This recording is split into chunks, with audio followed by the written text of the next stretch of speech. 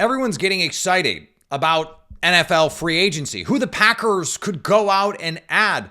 But the most impactful player they add in 2024 might not even be available. We might not even know the Packers have the chance to go get them, and that's part of the fun.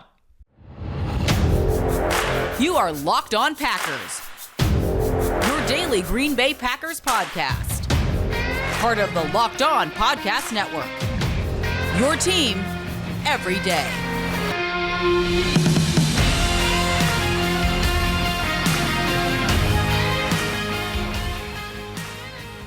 You are Locked On Packers, part of the Locked On Podcast Network, your team every day. I'm Peter Bukowski, and I cover the Packers for The Leap, a newsletter I would love for you to subscribe to. Follow me on Twitter, Peter_Bukowski. Follow the podcast on Twitter, Locked On Packers.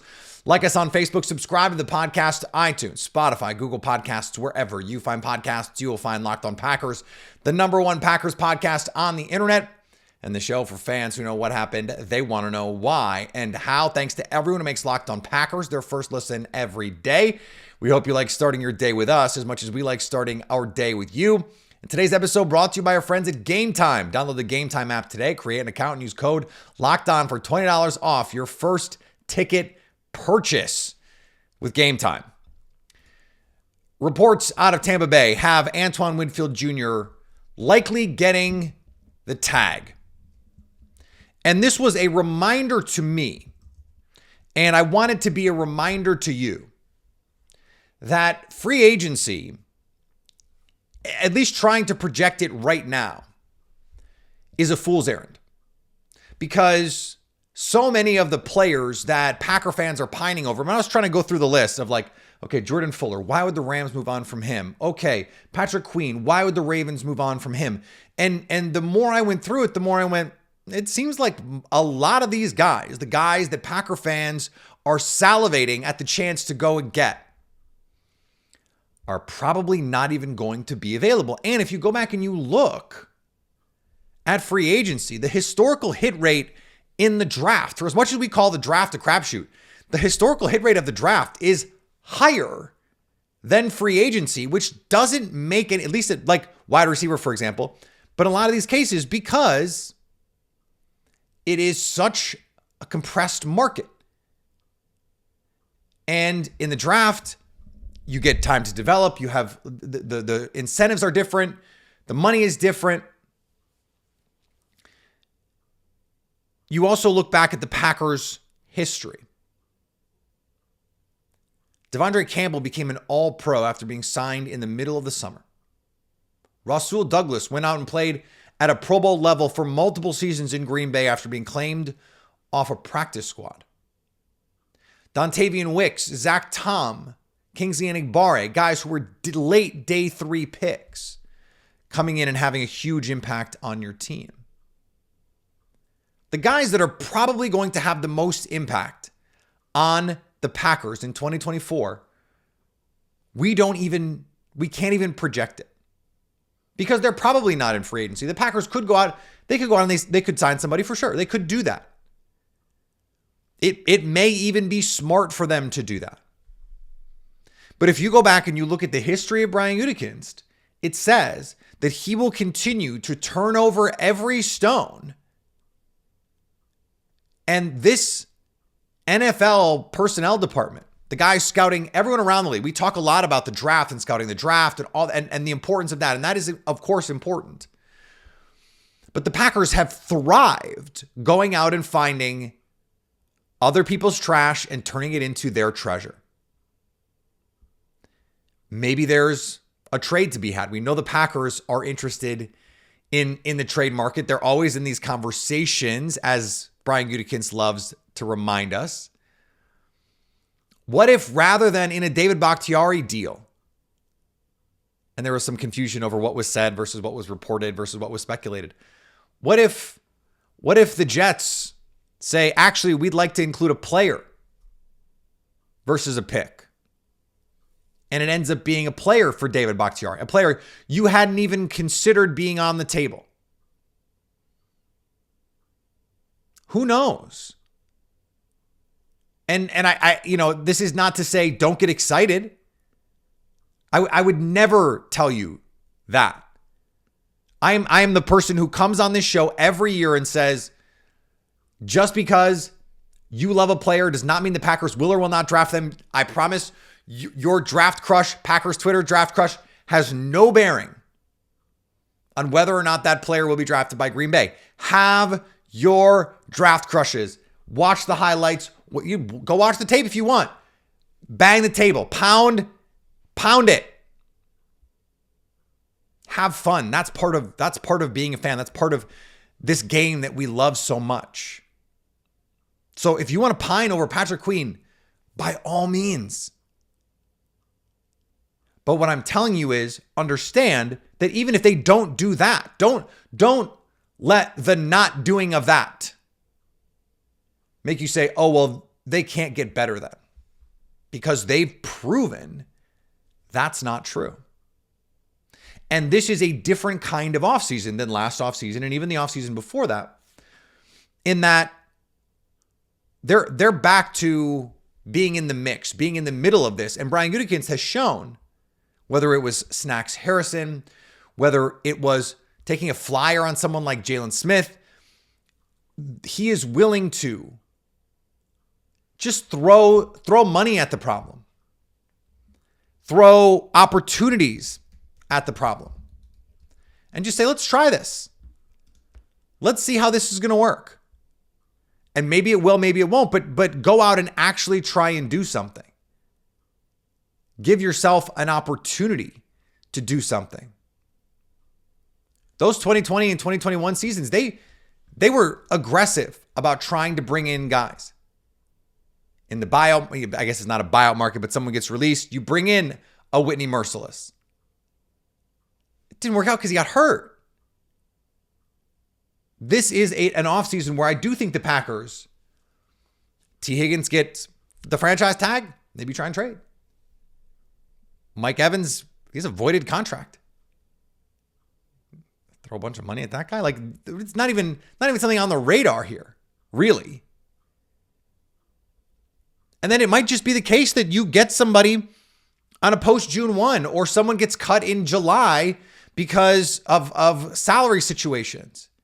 They get a rookie, they come in and camp and shows out. It's like, well, do we really want to pay this guy $12 million a year to play? Maybe not. Cut. He wants to come to Green Bay because he wants to be a part of what Jordan Love and Matt LaFleur are putting together.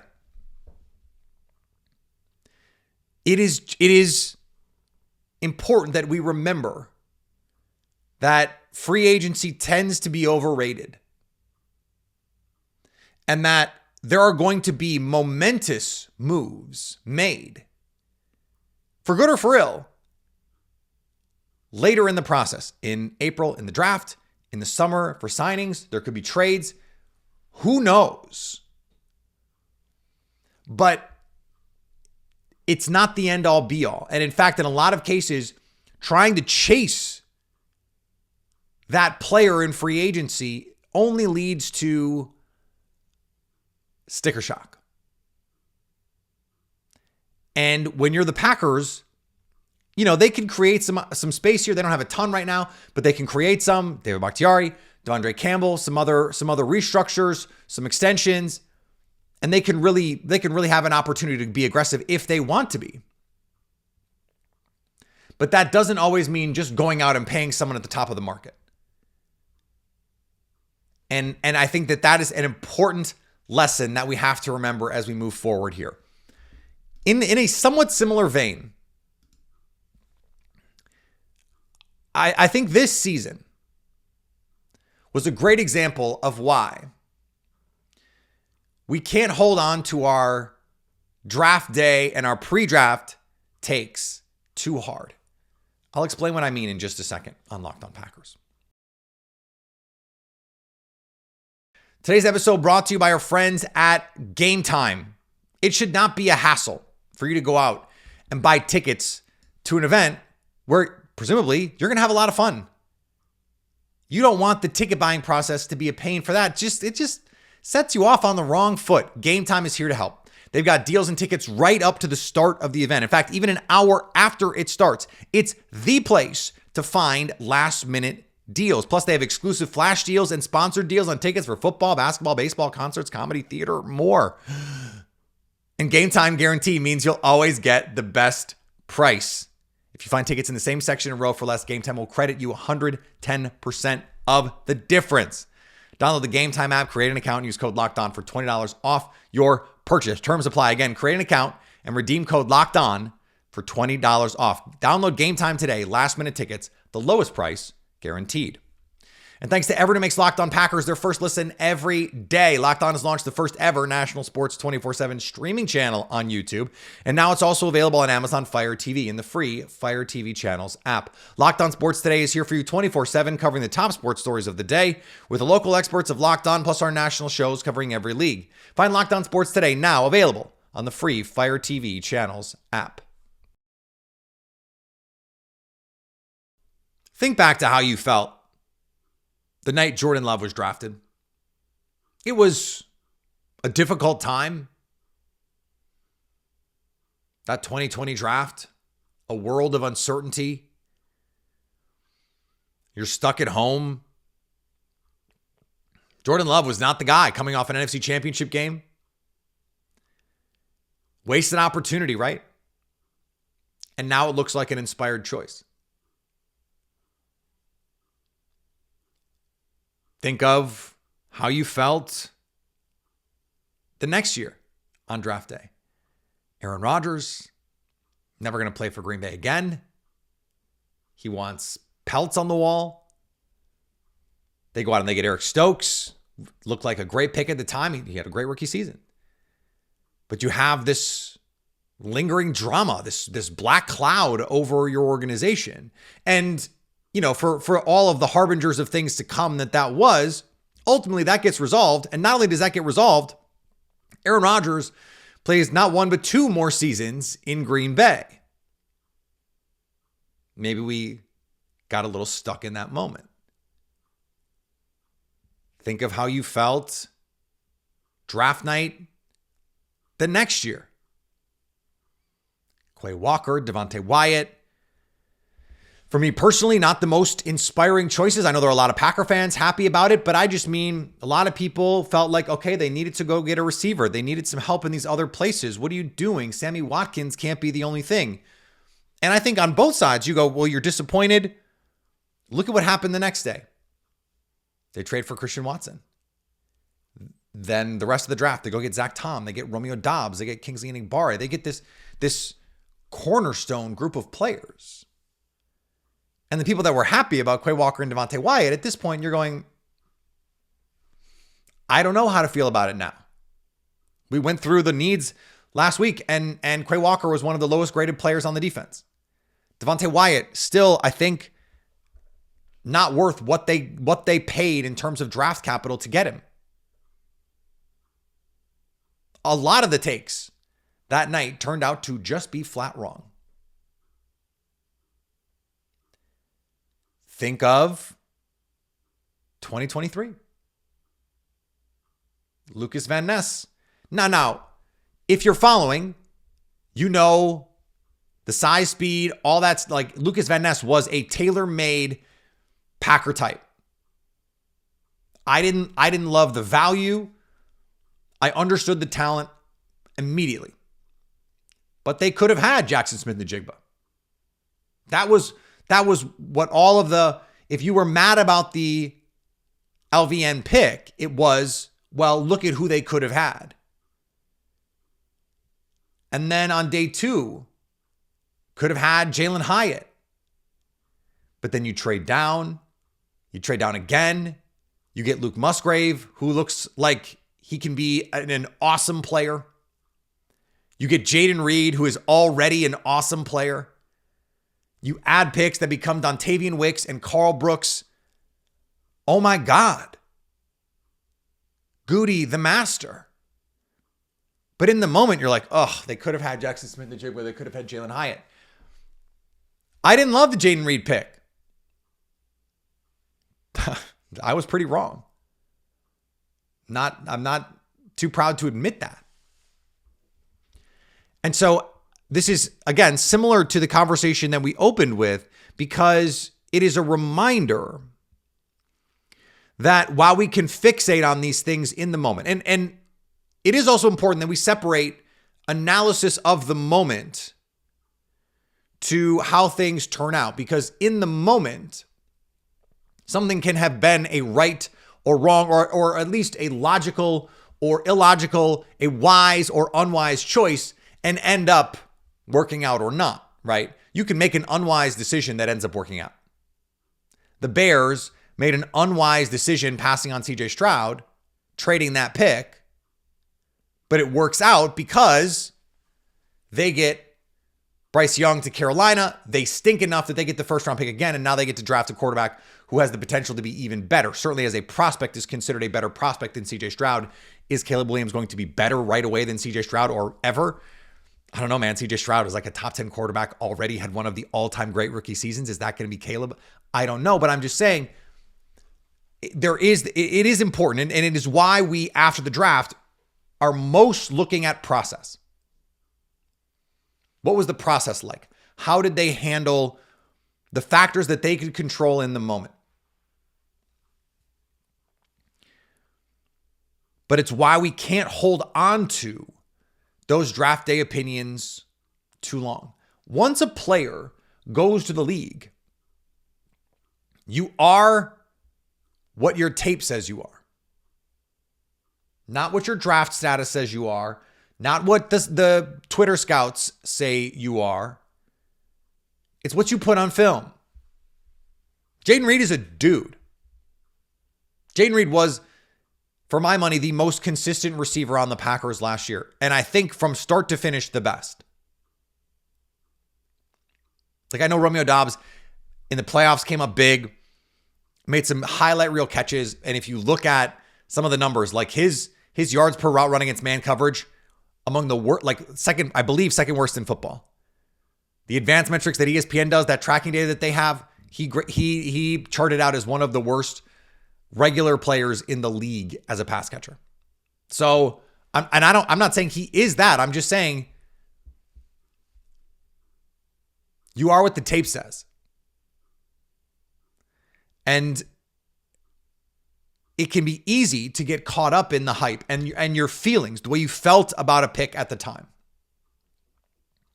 And I like to think personally that I have gotten better at saying, I have to set this aside. Now, I would say I'm much better at, if I thought a guy was going to be bad and he turns out to be good, it's much easier to be like, well, I was wrong about that, right? Because the good is good. It's good that they turn out to be good. I think it is harder to admit when you're wrong. You think someone's going to be good, Josh Jackson, and they turn out to stink on ice, Josh Jackson. That is certainly a harder thing to come to grips with, but it's just as important. And for the Packers, it is something that they have to deal with every year. They're gonna believe in guys, and it's going to turn out that those guys can't play, and you have to be willing to move on. And I think the Packers have shown, certainly in the Brian Gutekunst era, because they are more willing to use free agency, to use other tools other than the draft. Ted Thompson, one of the tack-on effects of being a draft and develop only organization is you almost have to stick with your draft picks longer because you can't add bodies, or you're choosing not to add bodies any other way. So you have limited resources every year to say, well, if he can't play, we only have 8 draft picks to replace that guy, and we may need to use, 5 over here. And if we don't get anybody until the 6th round, that guy's got to keep playing. Ladarius Gunter, Quentin Rollins, guys that it was just clear could not or should not be starting players having to continue to play because the team organizationally and philosophically refused to say, let's find some other avenues. That's not Brian Gutekunst, but the team has to be just as willing to say what we thought on draft day. Once these guys are in the NFL, get over it. And I think it is also a good reminder for us as we move forward here and you make those draft day proclamations. And look, this is my job. I have to come on here in front of a microphone and put it on wax. This is what I think of these picks. I will never back down from giving my opinion of those moments. But my suggestion, my advice, my kind prodding is that we remember how often we're wrong about that, and to not get too worked up about it. Not get too worked up about it. Like, we'll see. Like, give it some time. And in that case, it's even better, in fact, because if you're right, you get to enjoy being right longer. And if you're wrong, you get to stew in, oh man. You get to stew in it. But you can wait. You can wait 2 years, 3 years. And only then do you have to admit, I was wrong. You get to keep going, no. Early on, after a year, 2 years, no. Josh Jackson, he might come around. Come on. And then eventually you have to give it up. But I think the patience there, it allows you to elongate the victory lap if you're right. It allows you to push out the admission of wrongness if you're wrong. But also, it helps us frame this with context and say, look, number one, it does take time. But number two, how we feel in that moment has no bearing on how they play football. They're not going to play football for, 6 months after that. 4 or 5, whatever the math is. And so let's not get too caught up. Let's not hold on to those pre-draft evals too tightly. Because once they're on the field, that's the only thing that matters. We got a mock draft Tuesday, baby. We had Trevor Sikkema on the show yesterday. If you missed that, go check it out. Let's do a mock. That's next on Locked On Packers. Today's episode is brought to you by our friends at FanDuel. Get buckets with your first bet on FanDuel, America's #1 sportsbook, because right now, new customers get $150 in bonus bets with any winning $5 bet. All-Star game was an abomination. But hey, maybe Damian Lillard getting in a groove, wins the three-point contest, wins All-Star MVP, get his confidence, his mojo back, and can lead this Bucks team to a title. We'll see. He pointed it out the last time a Bucks player won All-Star Game MVP. They went on to win the title, Giannis, a couple years ago. And FanDuel, you want to bet on the Bucks? FanDuel wants to give you some bonus bets. $150 in bonus bets if your first bet wins. Bet on all your favorite NBA players and teams with quick bets, live same-game parlays, exclusive props, and more. Just visit FanDuel.com/lockedon and shoot your shot. FanDuel, official sportsbook partner of the NBA. And thanks to everyone who makes Locked On Packers their first listen every day. Locked On has launched the first ever national sports 24/7 streaming channel on YouTube, and now it's available on Amazon Fire TV and the free Fire TV channels app. Locked On Sports Today, here for you 24/7, covering the top sports stories of the day with the local experts of Locked On, plus our national shows covering every league. Find Locked On Sports Today now available on the free Fire TV channels app. I wanted to have a little fun with our mock draft today, and in the spirit of not wanting to constantly repeat what we're doing, I thought, what is something that we often talk about in the pre-draft, but aren't really doing right now? And the reason I was thinking that is sort of like, what is different about this offseason? What frame of reference is off? And all of these draft picks got my brain moving. I saw a tweet that was like, the most draft picks in the top 100. I think the Packers have the second most.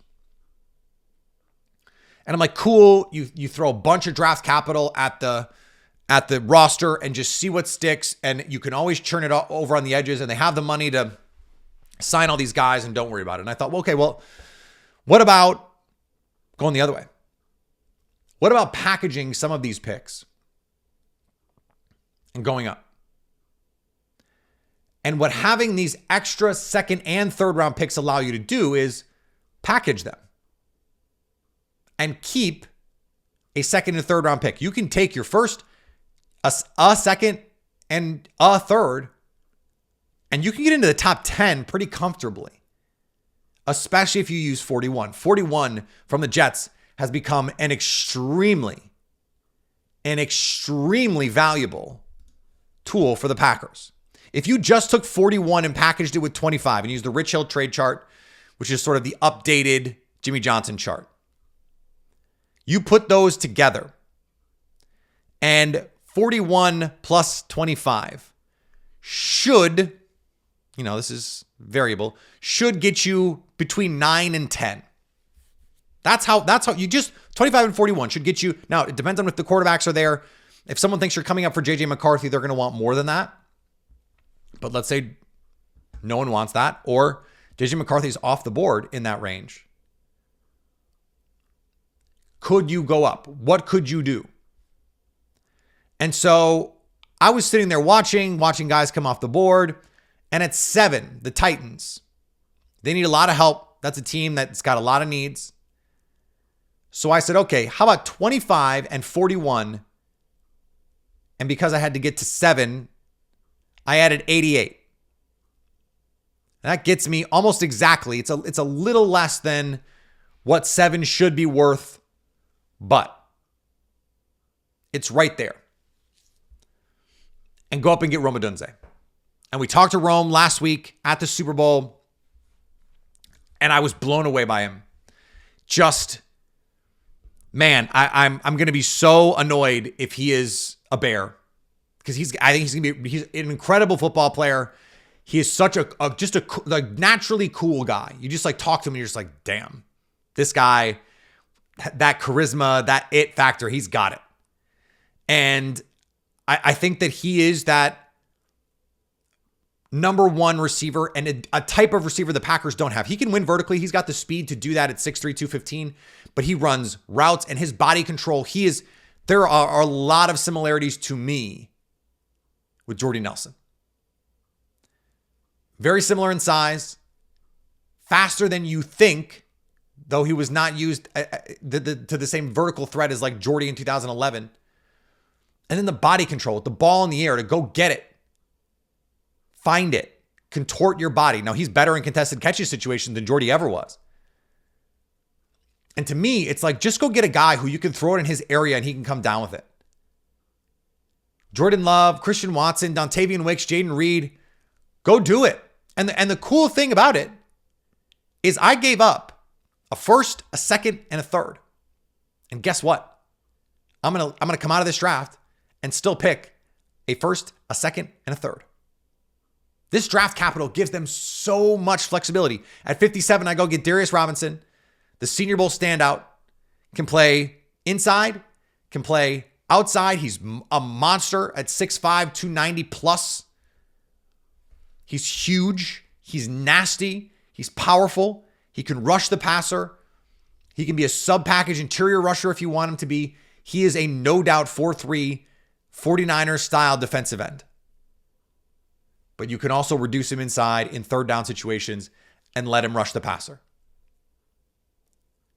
The kind of player that I think the Packers would be interested in, regardless of how the draft played out.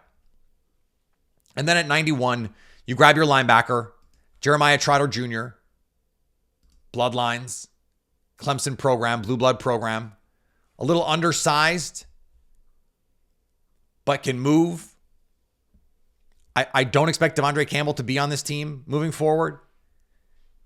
They need to buoy this position a little bit. It'd be nice for them to pick a guy. Jeff Hafley will have seen him a couple times having played in the ACC. Defensive coach, is he scouting for Jeremiah Trotter? No, but he's in those rooms where they're talking about him, when they're looking at him and seeing what he's doing. They got to grab a linebacker at some point.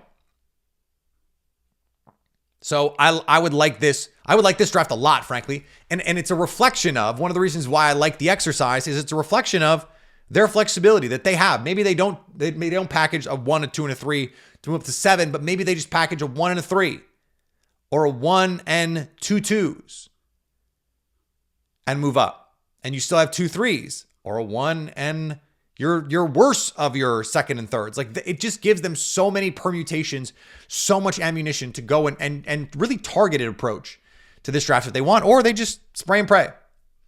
Just use all the picks and hope you have a couple players who hit. That's the fun of this. Back tomorrow, a lot more here on Locked On Packers. We've got a what's next coming for Matt LaFleur. We've got a what's next coming for these receivers. I want to talk to our pal Eric Crocker over at Locked On 49ers about this defense, former professional corner Eric Crocker. So a lot of cool stuff coming your way. Follow me on Twitter, Peter_Bukowski. Follow the podcast on Twitter, Locked On Packers. Like us on Facebook. Subscribe to the podcast, iTunes. You know the deal. Wherever you get podcasts. Follow us on the socials. Instagram, Twitter, Facebook, TikTok. And whenever you want to come hang out with us live, YouTube, go subscribe over on our YouTube page so you can stay Locked On Packers.